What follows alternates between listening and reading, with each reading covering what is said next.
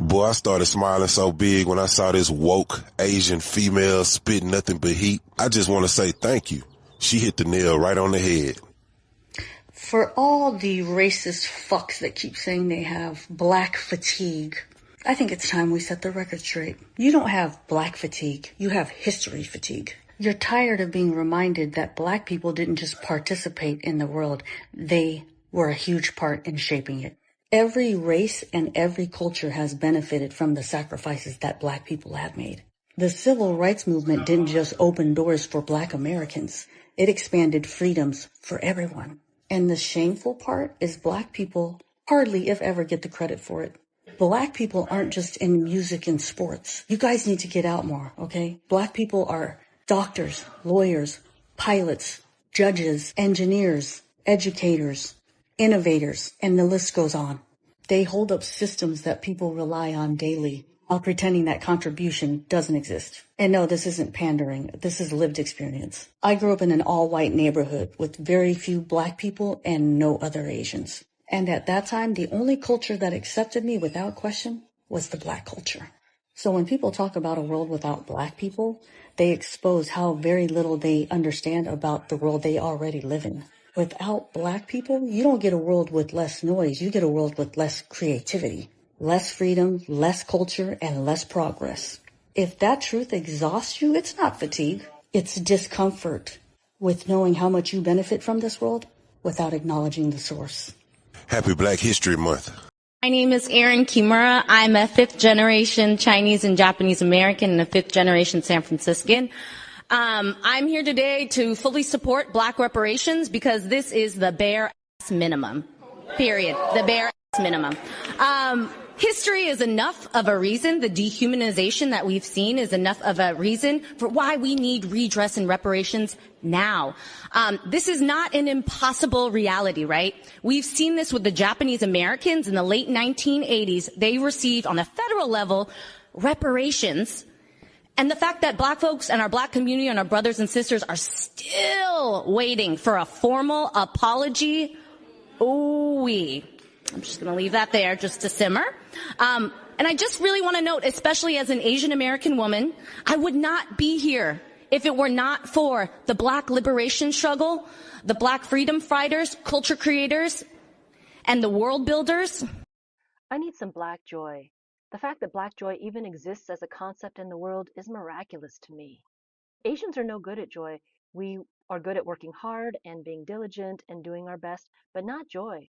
Colonizers too. Rich lives, no joy. We should never have hooked our stars to theirs. But black people, especially black Americans, are the best at joy. You've turned it into an art form. I know it came from terrible hardship that you've turned into soul and then into joy. And we, Chinese people, we just turn that hardship into more hard work.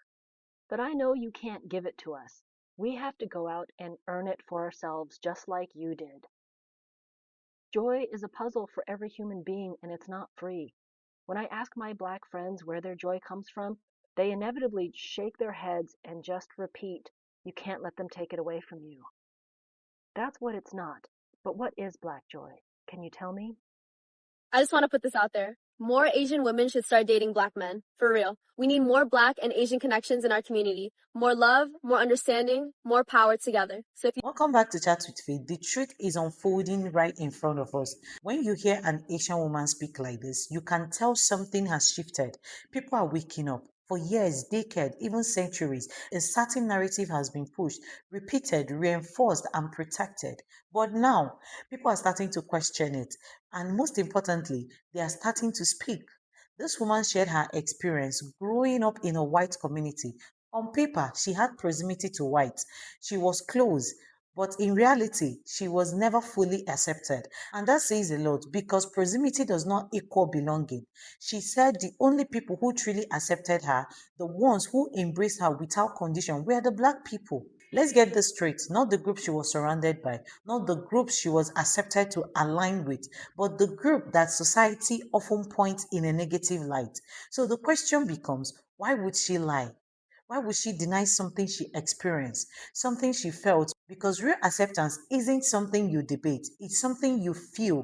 And that's what many people are beginning to realize, that beyond the narrative, beyond the stereotype, there is a truth that have been overlooked. That Black communities, despite everything they have faced, have built space of warmth, resilience, and acceptance. And now, more voices are stepping forward to say it loud, not because it's popular, because it's real. Lies can travel for a long time, they can dominate conversations, they can shape perception, but eventually, the truth catches up. And when it does, it doesn't just appear, it surpasses everything. And that's exactly what we are witnessing right now. Shout out to all creators whose clip are featured in this episode.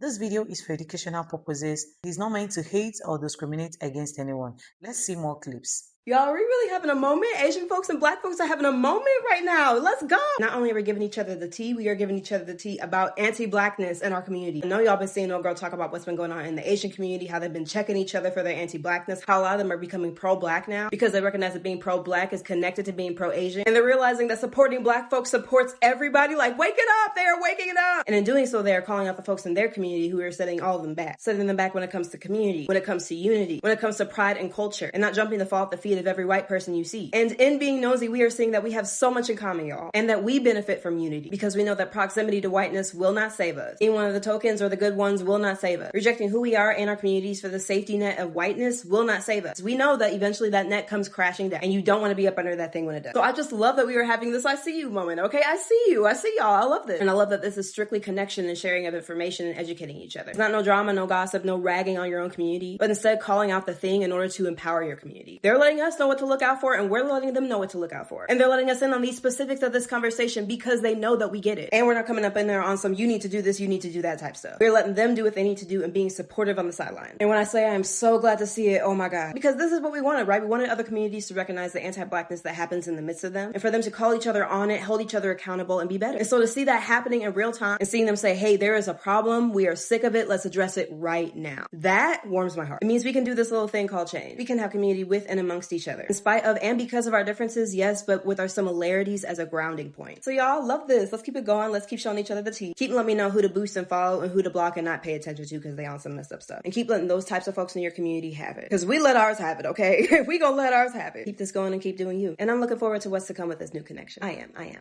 Thank you and happy Black History Month. I'm still an Hungarian Japanese woman in 2026. While I was in Japan, after my shows, especially Japanese older men came up to me and said, you do better to have black long hair, wear a skirt, because men prefer it. Or, you're frowning too much in your performance, it looks scary. Or, I don't want to hear your personal Godzilla mama stories, it's ruining my drinks. So in other words, you're ungirly. And back then, I even tried to follow them. But now, I love my short pink hair, and I love my Yakuza voice. And I love my triumph. I've been celebrating the renaissance of my true beauty, and I was inspired to recreate my own narratives through my studies of Black history and the spirit of Harlem Renaissance. And now I call this man Middle Ages. Thank you and happy Black History Month. This one specifically goes out to my fellow Asian Americans, specifically the ones that are staying a little too quiet right now. Y'all love rap music. Y'all love EDM. Y'all love raves. Y'all love K-pop. Y'all love the NBA. Y'all are so ride or die about your right to use the N-word. All of those things are built off Black culture. Y'all love Black culture so much and taking from it and using it for your own purposes. But when it comes to actual Black lives, some of y'all are being way too quiet right now. But yet so many of you are so willing to be vocal about anti-Asian racism because of this current pandemic.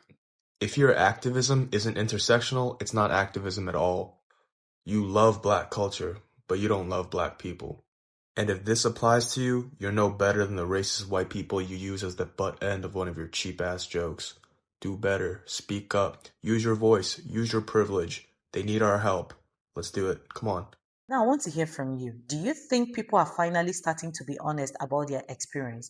Or do you think this conversation is still being avoided? I just want to say thank you to every single one of you watching right now. The likes, the comments, the shares, the super thing. I don't take that for granted.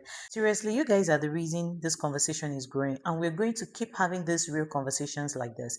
So go ahead to drop your thoughts in the comments below. Let's have real conversation. And if you made it this far, don't forget to like this video, subscribe, and turn on your notification bell because conversation like this, they need to be heard. See you in my next episode.